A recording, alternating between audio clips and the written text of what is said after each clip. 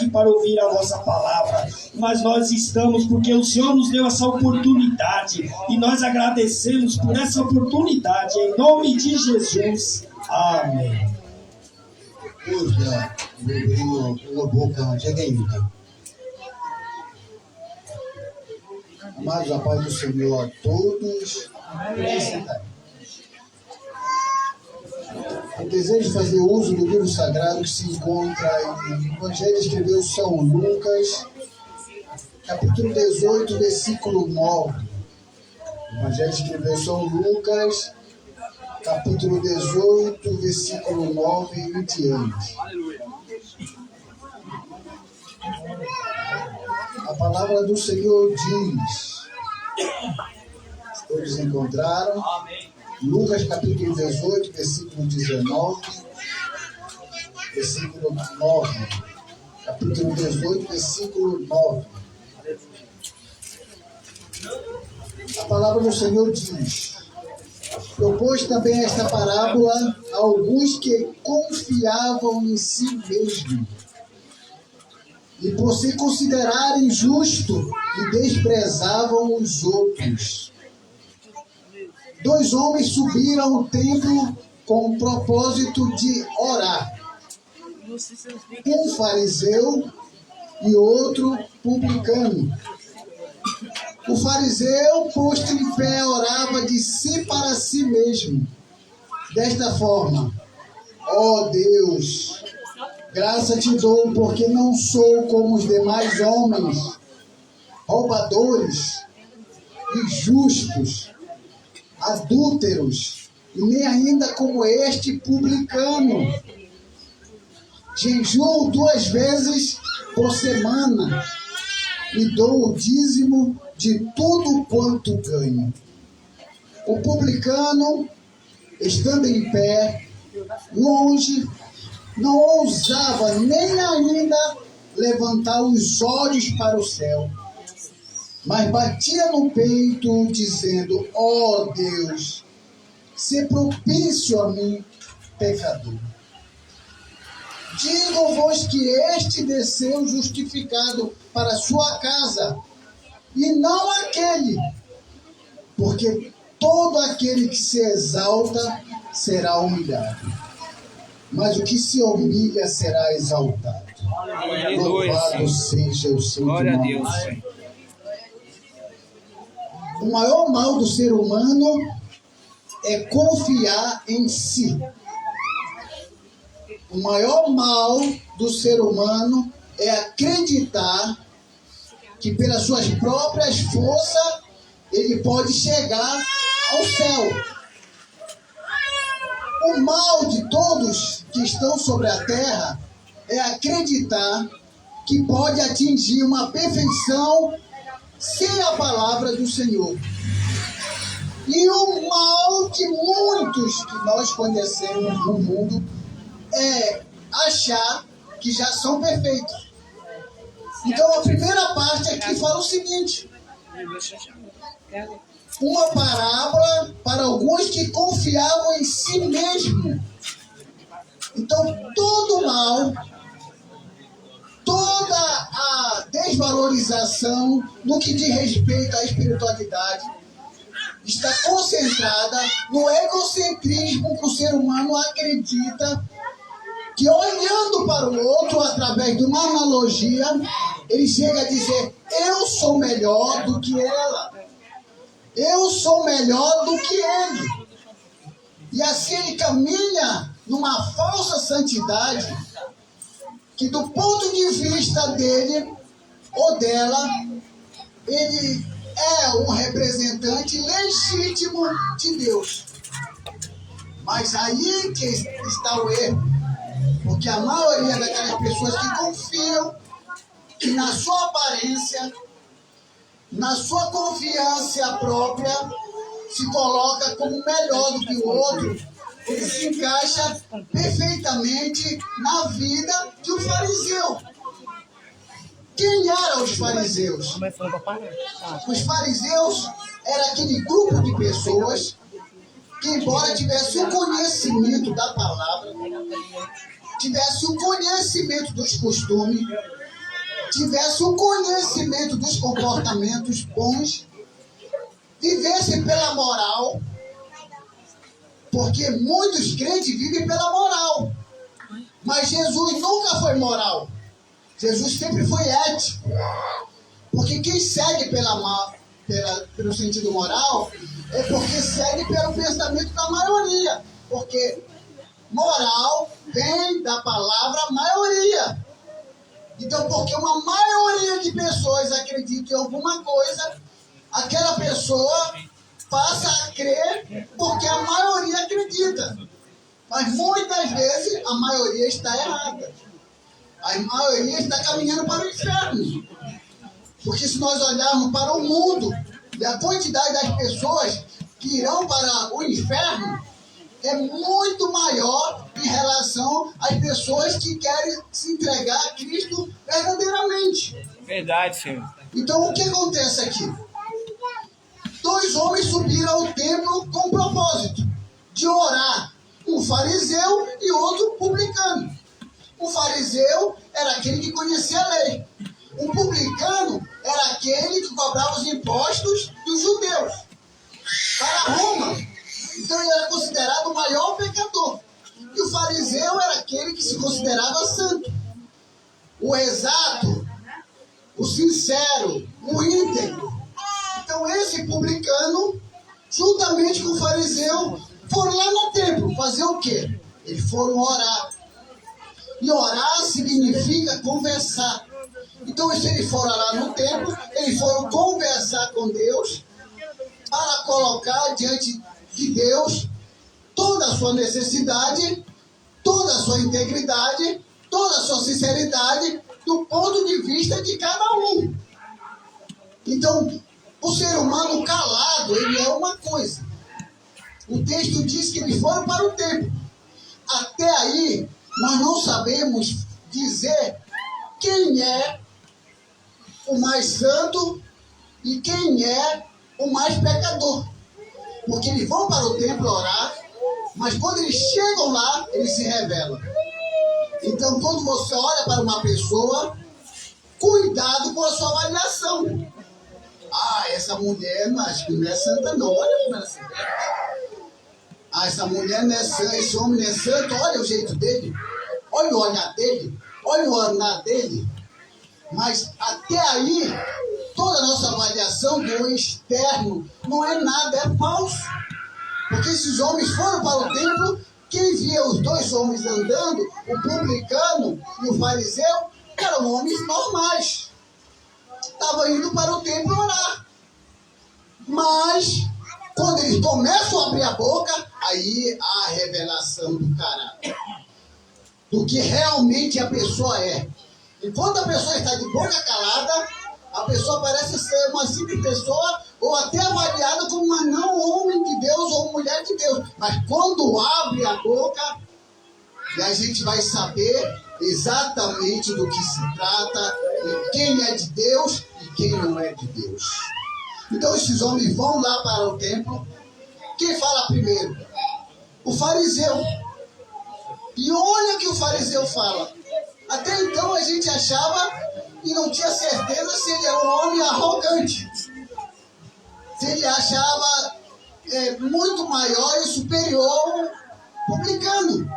Mas olha as palavras desse homem. E é com essas palavras que a gente tem que ter cuidado. Para a gente não se encaixar na vida desse fariseu. E olha o que o fariseu diz.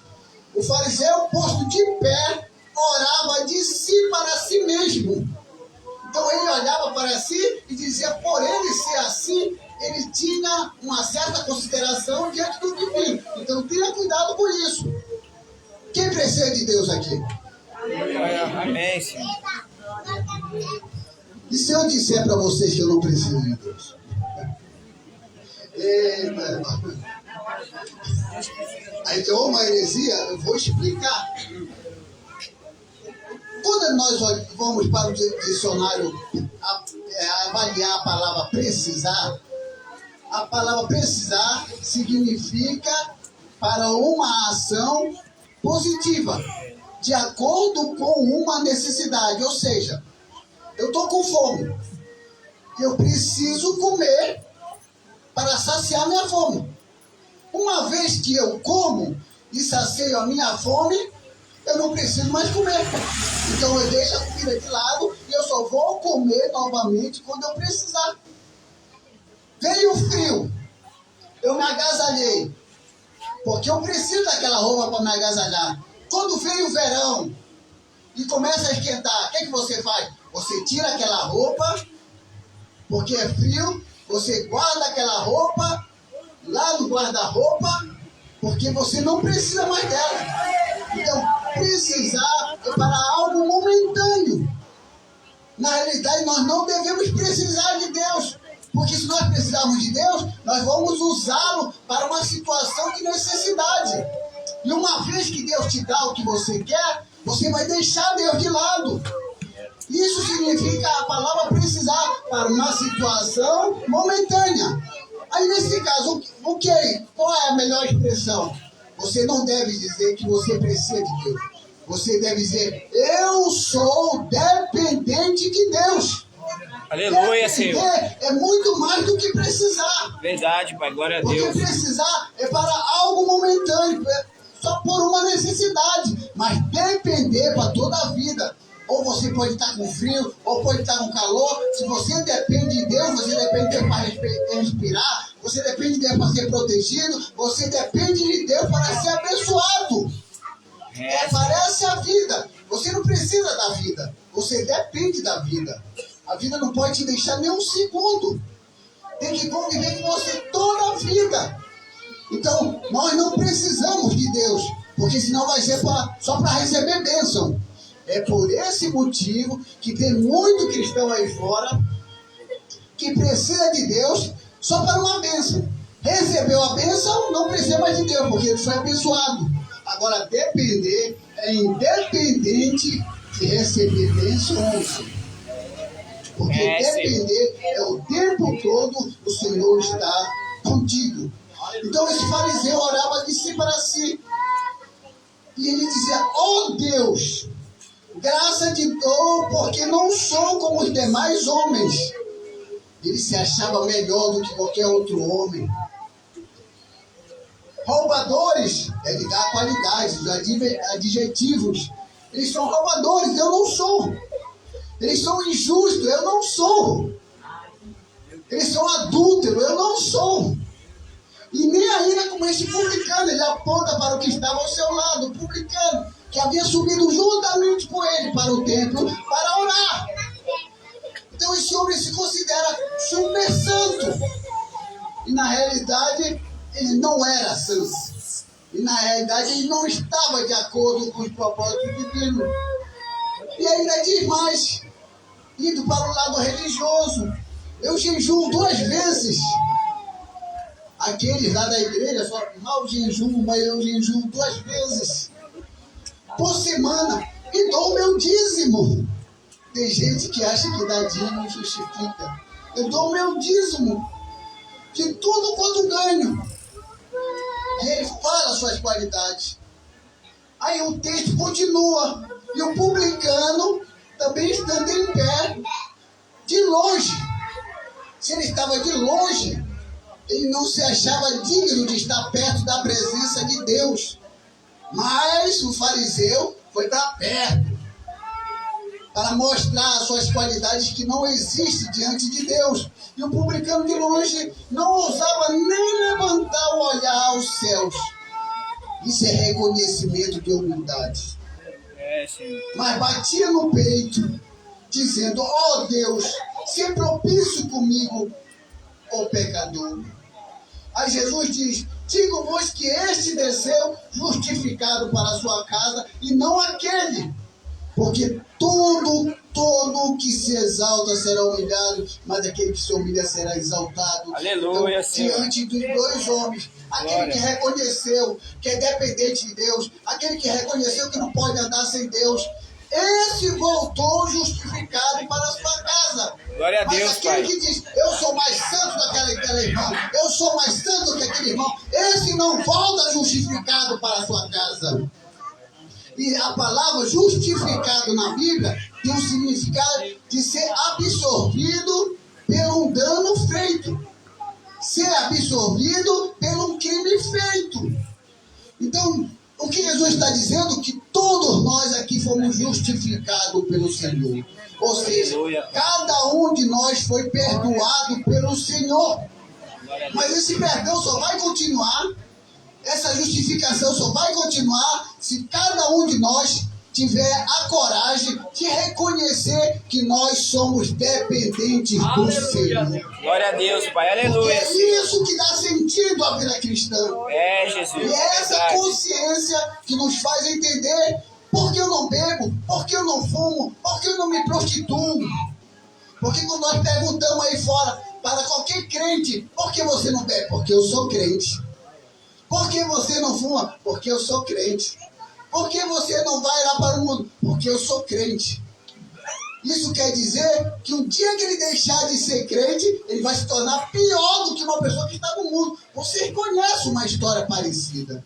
De pessoas que estavam na casa do Senhor, faziam a vontade do Senhor, se desviaram e se tornaram pior do que o ímpio lá fora. Porque eles não seguiam a Cristo. O Cristo que justifica, eles seguiam a placa da igreja, eles seguiam a regra de uma igreja, eles seguiam a norma de uma igreja, mas nunca seguiram a Jesus Cristo de coração. Porque quem segue a Jesus de coração, ele diz assim, eu não bebo, não é porque eu sou crente, é porque eu sei que isso faz mal para a minha saúde, eu sei que isso destrói família. Eu não adultero porque eu sei que eu posso acabar com o meu casamento. Eu sei que se eu adquirir uma AIDS não tem cura. É uma consciência além de regras e placas. Porque o próprio Criador, que faz você ser o templo do Espírito Santo, que faz ter consciência do dizer não às coisas erradas. E não porque o pastor proibiu, não porque a regra proibiu, não porque a norma disse, mas porque a palavra disse. Porque o Espírito Santo disse. E assim, se todos vocês seguirem essas regras da consciência de andar no verdadeiro evangelho, sem as proibições de pastores, de placas, mas pelo que a Bíblia fala, vocês vão ter, todos vocês, a casa de vocês edificada sobre a rocha. Aleluia, Pai. Glória a Deus. Vai vir rio, vai transbordar rio, vai bater vento, vai vir chuva de todos os lados, mas a casa de vocês vai se manter firme, porque está edificada sobre a rocha. E que Deus abençoe a todos, em nome de Jesus. Amém. Glória a Deus, Pai.